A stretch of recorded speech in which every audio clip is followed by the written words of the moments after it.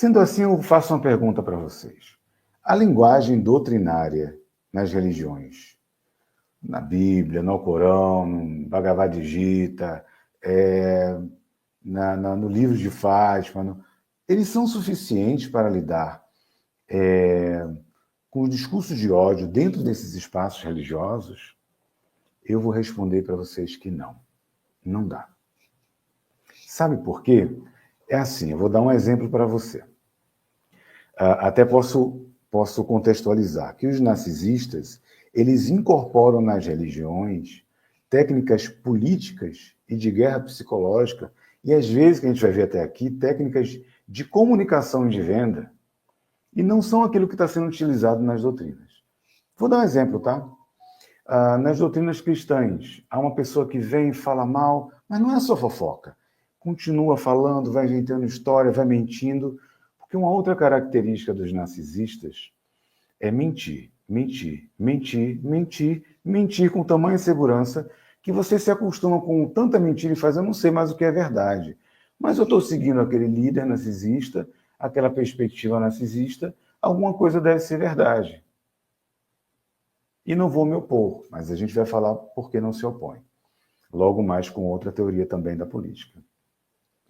E um exemplo no caso, eles pegam, vou dar um exemplo aqui, né? Alguém cria um vídeo se dizendo religioso, falando mal de outro religioso.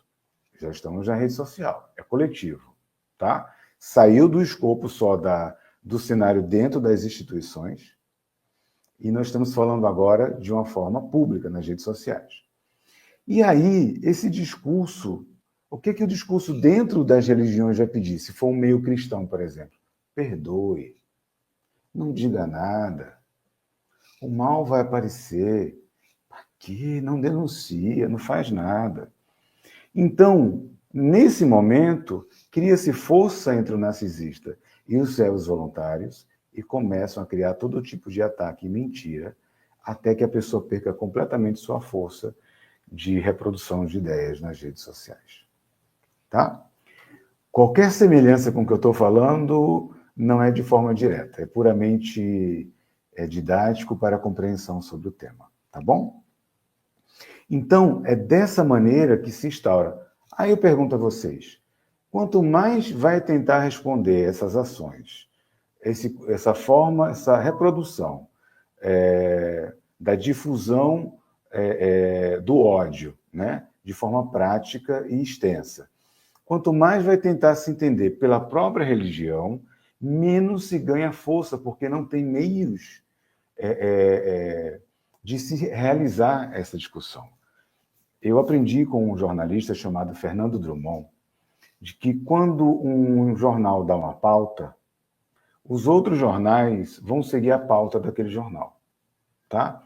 Então, por exemplo, se eu chego e falo assim, olha, o Fábio, que me apresentou aqui, pessoa gentilíssima, inteligentíssima, fez determinada maldade, e eu vou inventar algo, eu vou criar uma denúncia, eu vou à televisão, eu vou na justiça, o Fábio só tem que se defender.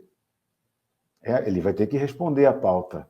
Ou seja, a versão dele de verdade é suprimida, porque todo mundo vai querer saber se aquela pauta é verdade ou não. Entendeu? Então, normalmente, quem dá a pauta mentirosa mantém ela, e é difícil você sair desse espiral, dessa pauta criminosa. Ok até aí? Então, não tem como a ideia religiosa se sobrepor a técnicas que são técnicas psicológicas de guerra. São técnicas utilizadas na Guerra Fria. Algumas guerras foram vencidas só psicologicamente, isso na psicologia social a gente estuda, passando uma ideia qualquer para aquele outro território, de um grande sniper, por exemplo, de que os comunistas vão realizar um grande mal, de que... tem vários outros exemplos. Então, como é que você discute isso com o conceito de uma determinada religião? Você tem que sair do território, do espaço religioso, onde eles criaram aquele cenário de ódio e de difusão nas redes sociais, para debater com a linguagem que eles estão utilizando.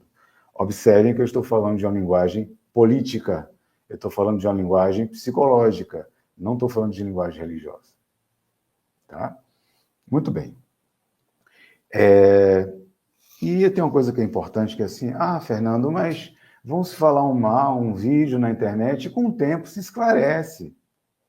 Com o tempo, olha, a própria justiça vai esclarecer aquela verdade, você não acha? Eu acho. Mas e o mal que foi perpetrado à pessoa que foi vítima daquele cenário de perseguição do ódio? Como é que faz? Porque se você não acha que é grave isso, eu vou te falar, a probabilidade de você ser um narcisista ou de ser um servo voluntário é muito grande. É muito grave isso. Eu vou dar um exemplo. Independente de religião, a ideia do karma. Olha a dissonância cognitiva.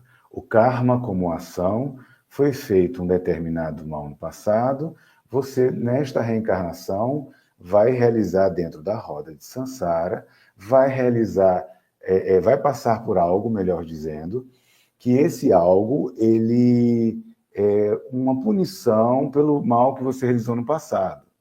É uma ideia. Aí eu te pergunto, as mulheres estupradas, que algumas pessoas religiosas querem dizer, realizar essa dissonância cognitiva, de que aquele estupro ocorreu porque fez uma maldade do passado. E o mal que ela passou. E toda a maldade que ela foi vítima, aquela mulher. Às vezes, muitas vezes, nem podendo ter mais controle sobre o seu corpo, porque se ela retirar o feto, é polêmico, mas eu vou trazer para a gente pensar. Do marginal que realizou aquilo, dessa pessoa, eu não quero trazer palavras fortes, mas desse mal estrondoso, ela não pode, porque a sociedade religiosa muitas vezes vai preferir proteger o feto do que proteger a própria vítima, e do que punir o responsável pelo mal. Se a gente acha que é normal o sofrimento de uma mulher estuprada em função da ideia do karma, dessa dissonância cognitiva, ou você é narcisista, ou você... A probabilidade de ser ou um narcisista ou um servo voluntário é muito grande. Porque a gente, quando está nessas condições, nós não sentimos mais o outro como uma pessoa. Ela é somente uma coisa que está passando pelo karma ou por qualquer outro efeito difundido nas religiões. Faz sentido para vocês?